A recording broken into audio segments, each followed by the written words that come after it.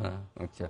अच्छा सर, ये आज जो फिर पुतिन साहब भाषण देने वाले हैं उनकी संसद में, वो क्या कहेंगे इसके जवाब में, और उसका क्या मतलब निकाला जाए? देखिए, जो बड़ा गंभीर समस्या बन रही है, चाइना और रशिया और नजदीक आ रहे हैं। आप याद करिए, विंटर ओलंपिक्स में पुतिन पिछले साल जी जिनपिंग से परमिशन लेने गए थे, और हमने यही कहा था, यही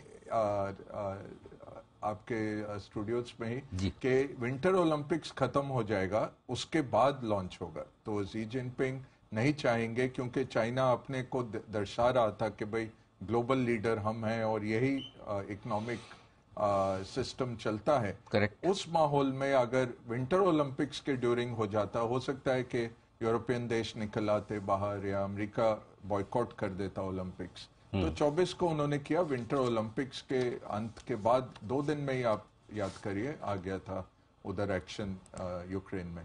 तो अब क्या है, अमेरिका के सेक्रेटरी ऑफ स्टेट, जो आप कह सकते हैं उनके फॉरेन मिनिस्टर, और चाइना के फॉरेन मिनिस्टर, सो एंथनी ब्लिंकन अमेरिका से, वैंग यी करके हैं चाइना के, आप बहुत वरिष्ठ फॉरेन एक सचिव हैं, आप फॉरेन मिनिस्टर ही कह सकते हैं उनको, उनकी बैठक हुई। कहते हैं बड़ी तू मैं हुई, कुछ अच्छा। ज्यादा हुआ नहीं, क्योंकि चाइना कह रहा है आपने हमारा गुब्बारा क्यों फोड़ दिया? हाँ, हाँ, हमारा बच्चों की तरह लड़ रहे हैं, हमारा गुब्बारा क्यों वो फोड़ कह दिया? रहे हैं आप स्पाइंग कर रहे हैं। तो चाइना कह रहे हैं कि आप दुनिया के आप पुलिसमैन बनते फिरते हैं, ये अंतर्राष्ट्रीय प्रोटोकॉल्स के खिलाफ है। वो कह रहा हमारे सर पे आप बलून छोड़ देते हैं, ये क्या प्रोटोकॉल? हमारी हवा में आया ऊपर। हाँ। हाँ। तो ये कह रहे हैं कि चेतावनी दे के आए हैं कि रशिया को आप वेपन्स मत दीजिए, लीथल वेपन्स। कह रहे हैं कि चाइना के ड्रोन तो ऑलरेडी सप्लाई हो रहे हैं रशिया को, तो अब अमेरिका को डर ये है कि चाइना के वेपन्स ना आने लग जाएं रशिया के अंदर। अच्छा। तो ये जरूर बात हुई है।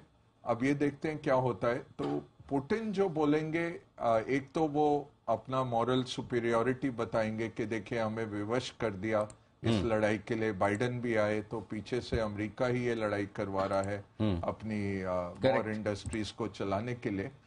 जो चेंज हुआ है अनिल जी, कि सितंबर पिछले साल तक पुतिन बहुत बैकफुट पे थे, कि जब वो बढ़ नहीं पाए थे, उसके बाद ये कॉन्स्क्रिप्शन करके 3 लाख और सेना भर्ती किए। जैसे पिछली बारी मैं बता रहा था, वो वैगनर ग्रुप में 40,000 कॉन्विक्ट्स जो थे उनको भर्ती किया।